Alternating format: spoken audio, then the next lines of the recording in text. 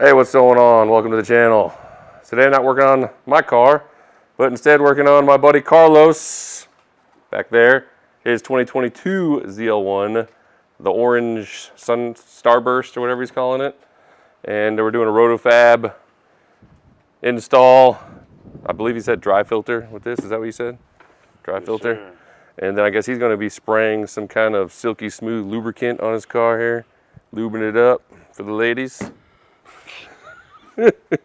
But yeah, so we're gonna knock out this Roto-Fab install. I did the Roto-Fab on my car, and I don't remember anything about the install. So hopefully it comes with instructions, and then we can look at those, and maybe I can figure out this gimbal, and I'm not spinning around like a fucking drunk person here. And oh yeah, let's pop the hood. See what we got going on here. Oh, dang! Look at that fancy LT4. Supercharged bukkake. But yeah, so we're gonna go ahead and get this thing unboxed. I'm gonna switch cameras because this camera I'm using right now is not really good for installs because it's freaking heavy. And yeah, we're gonna get on getting. Oh, we do have instructions. Yes, Carlos says he can't read instructions. He's against his religion, so I will probably have to read the instructions. But yeah, we're gonna see if we can knock this out. Hopefully it should be quick because I have done this install. I just don't remember anything about it. Move the two T20 bolts. Of course, I dropped one. It's on the under tray grate void below, but hey, no biggie. It'll work its way out maybe. And you're not gonna reuse these anyways. So, I mean, we got that. So here you go. Here's the MAP sensor. Don't, you know, don't bang this up or anything like that, but let's, you know, kind of set it. We'll set it aside for right now. Just make sure you don't get anything in there. And so we have that out of the way, and we can move on to the next step. 7mm on the clamp right here. Loosen that up from the throttle body. They mentioned, I believe, taking it from here as well, but I'm going to try taking it just from the throttle body. There we go. All right. Once you've removed the elbow from the throttle body, there's a couple little pop clip things in here, and you should be able to just pop her out. There we go. And there is a little clip right here. You gotta make sure you pry that off. And of course, I don't have my pry tool, so I'm gonna grab that and I'm gonna remove that. Then we'll pull this piece out of the car. Went ahead and got that little piece out. Just make sure you don't pry on it too hard or you might break that little mounting. Now, if you're never having to go back to stock or anything, it's probably not a big deal.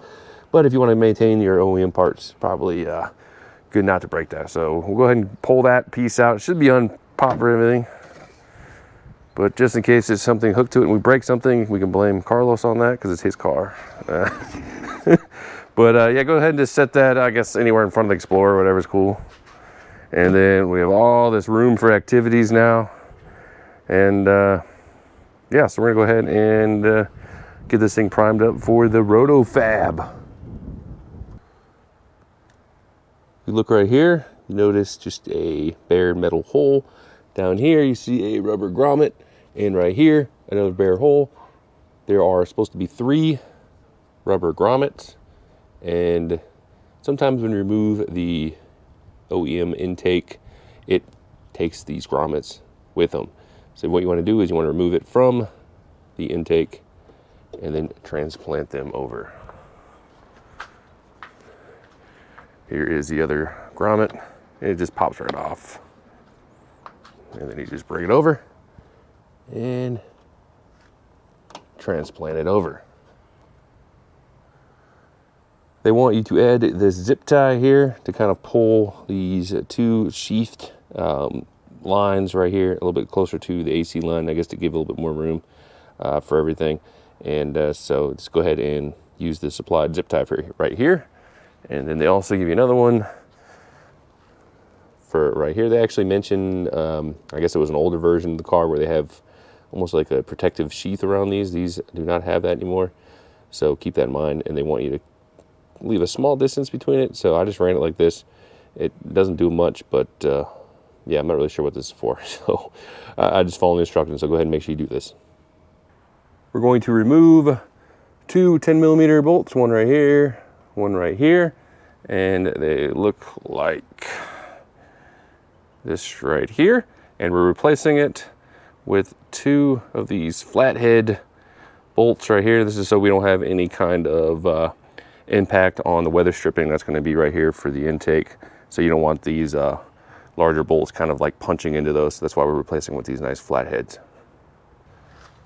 Next up, got to remove this breather from the OEM intake right here, and it's got this one-use kind of clamp in here, so you just got to get a small screwdriver or something and then just kind of pry that off. All right.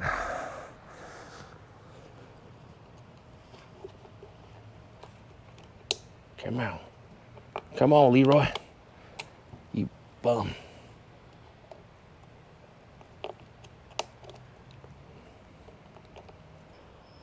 I just ended up wedging the small flathead underneath the lip here. I was able to pop it off, and then we pulled off the little pipe or whatever this is, and we're going to set it aside and save it for later. Next up, we're going to go ahead and get the intake box or whatever mechanism here, and then the MAF tube. And you want to slot the MAF tube through the box from the inside going outwards. So you want the wider piece on the inside, and you want to line up these little holes. I've already put the screws in, but the thing to note, you want the position of the MAF to be like this. So if you're looking, you can see the lettering, and you can see the top of the MAF is kind of angled to the point right here. That's very important. You want that to be lined up just like that. Otherwise, you may get bad readings and it won't go together quite right. So that's how it should look at this stage. Now we get to seal up the intake box with the provided door weather stripping. And pretty much he's going to start on either end and then just work it all the way around the top perimeter until you get to the end. And it should fit. You shouldn't have to cut anything off. And then once you're done with that, there's going to be a smaller piece that's also in the container, and that's going to go, I believe, from down around. Here we go. This little piece right here, and that's going to go on this section. And it pretty much just snaps in, super easy. And you just push it down, and it should stay in place. Pressed on the weather door stripping here that they give you. And yeah, it sits on. You don't have to do any trimming or cutting. Make sure you get the bottom piece just like that. This is going to sit against the car. This is going to sit against the hood, give you that nice sealed box area for your inlet. So hopefully keep some of the engine temps away from your filter. And then also you got your hump little silicone coupler, and then one of the larger hose clamps. Just make sure you have it upward facing, not super tight, just on there so it's not sliding around. And then we're done with this for this moment. So we have the Roto-Fab elbow here, and we had to create this little hose contraption as indicated here in the instructions. And pretty much what you're taking is, this is the piece that came from the OEM inlet intake. It attaches to the provided hose here, held together with a worm gear clamp, and then no clamp actually slides onto this 90-degree elbow, and that screws into the larger intake elbow. And real big thing to note, you see these two little notches that you want to line this up with that. This direction is very important. So this will be actually what will attach to the breather quick release that we removed earlier. Actually will snap onto the end of this. We're gonna go ahead and add the stepper elbow to the throttle body and use one of the smaller worm gear clamps here, and get this ready for the elbow. Went ahead and grabbed the intake box MAF tube assembly, and be sure to add a little bit of the lube to the grommets and make sure the grommets are still in place on the car itself. And what we're going to do, as you can see, these little sockets right here, these are going to go into the grommet, and you just want to lay it on top down here, nice and easy. And once everything's lined up, we're going to go ahead and push down evenly and snap these into place. Just make sure, as you can see here, everything's lined in. And there we go, it's locked into place. Notice the seal nice and tight around the wheel well area, and of course this will be compressed against your underside of your hood, and that is why we put these flatter screws here to replace the fatter ones, because they do impact the weather stripping. Now we can go ahead and drop in the elbow. You might want to lay down a microfiber or something down here in the bottom, just so when you're trying to finesse this into its location here, it's going to go like this, just so you don't scratch this up. So I'm going to try to go ahead and get this elbow in here. It's kind of a pain, you're going to have to kind of work it, but it should go in without too much difficulty. Elbow is in, and the trick for this is have it sitting with this piece facing upwards, insert it fully into this hump clamp here, and then you can kind of rotate it and kind of pull the lip up, get it in place. Just make sure you don't crush this little breather fitting, and then go ahead and tighten your clamps up. Just don't over tighten them and actually damage the plastic. It's pretty durable, so you should be fine. And make sure you do have some of the coupler on both sides of the clamp. Don't run the clamp right at the edge, you won't get a good seat. And even though this one's a little bit kind of runs a little diagonal here, it does still have a decent amount of thickness of the actual coupler on both sides all the way around. Make sure you feel around the bottom and verify that you're good. This one does seem pretty good. Make sure you finish tightening up this one if you haven't, and you can go ahead and snap in your quick breather coupling. Should just snap into place right here, and just make a quick spot check, make sure it's not hitting your supercharger belt or anything like that. This one looks like it's plenty of room, and yeah, we should be good to go on this portion. We'll go ahead and move to the next step. Go ahead and install the MAF sensor thing. It should just slot right into the spot right there. Make sure the bolts line up, and do not reuse your factory MAF screws. You're going to use these little ones right here, and go ahead and screw those in. Don't over tighten it, and then we will move on to the next step. Got the dry filter, but they do have a wet filter version, but we went with the dry one on this, and pretty much slide it on to the intake tube. Make sure you have your little clamp here with your screw pointing upwards, and if you like the little Roto-Fab logo, you probably want that to be facing the correct orientation. And we're just going to slide it on there, and then hopefully get that up in place, and then go ahead and tighten it down. Make sure it's a nice tight fit against the intake box. Tighten this up, orientate this so it's not impacting your wheel well, and then yeah, it should be good to go. Tightened up the clamp. It's got a pretty good seal. It's flush against the box here, and I slightly rotated a little bit to the left so it cleared a little bit more over the wheel well here, and looks pretty good. Everything seems to be in order. Just make sure you go over everything, check all your different clamping surfaces, make sure everything's nice and tight, everything's plugged in, quick connect's good, not popping loose. And they do have I believe it comes with a sticker if you want to put an additional sticker of some sort. We're just gonna stick with the sweet Roto-Fab logo there. And yeah, I'm gonna go ahead and just triple check, and then we will get the battery reconnected in the trunk and wrap this up. Trunk is hooked back up, and real thing I wanted to point out, make sure you zip tie the MAF harness, because there's no longer has a clip for this to hook to like it has with the OEM intake that would sit right here. If you don't zip tie this up out of the way, it might hang down and hit your belt, which is never good. So make sure you do have clearance on your belt. And yeah, I guess we will start this up in a minute. Make sure it does start up. We don't have any obvious leaks. And then we'll wrap it up. Checked over everything. Everything looks good. So we're going to go ahead and start it up. And hopefully the engine doesn't detonate here. And if so, I'm sorry, Carlos, if your car has broken. But no, we should be good. Go ahead and start it up. And we'll take a look.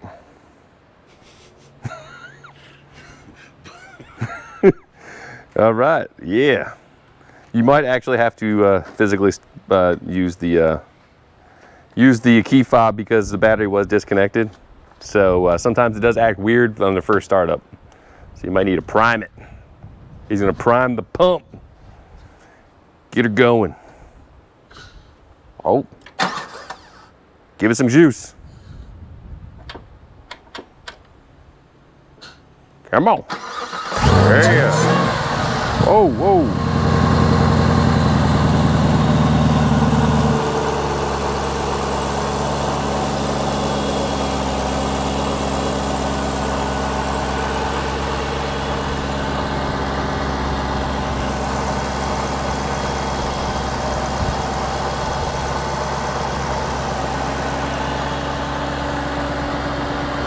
Sounds healthy. All right, just give it a couple taps.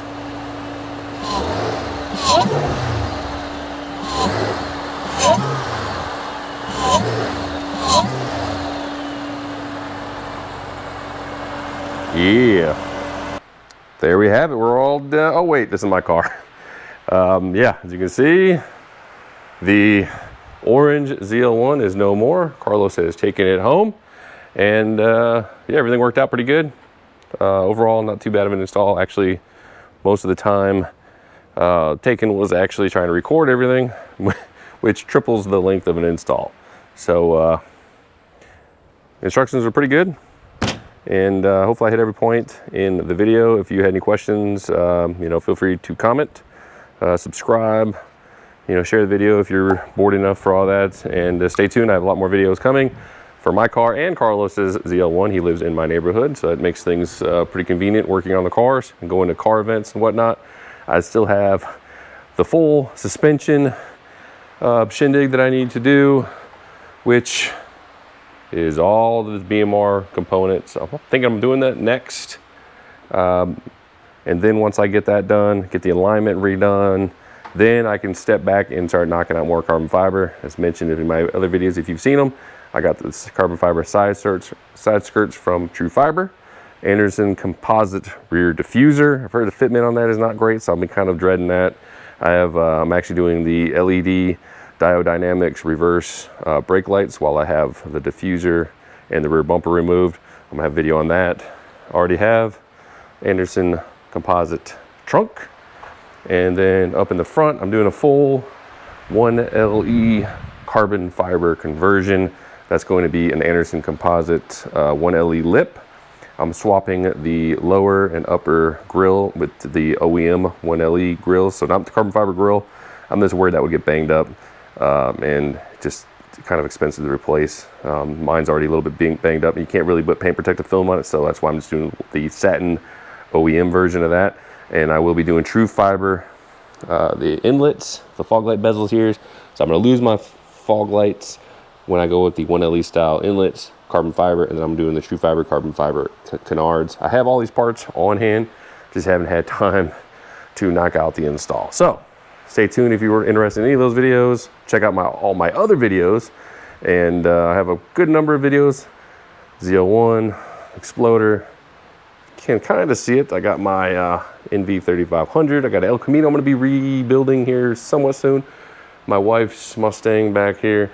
And got all these components over here. Lots of garage stuff coming up front. Hey, if you like if Opel ice makers, I'm actually doing a rebuild on an ice maker. Hopefully this actually works when I'm done. So stay tuned for that video, maybe, if you're interested in how to fix your ice maker. It's a $400 paperweight right now. Hopefully I got it running. And got some garage installation going up. Tons of projects, tons of videos. Hopefully I can get them all knocked out. I've been trying to up my photography game a little bit. You can see back here I have a Sony ZV-E10 camera with a gimbal system. Hope I can do some cooler videos. And yeah, anyways, like I said, feel free to subscribe, like, share, and I'll catch you guys on the next video. And be sure to comment if you have any questions or anything else you'd like to see. I respond to every comment. And I don't get a ton of them, so I reply to every single one. And yeah, I hope to chat with you guys later. Peace.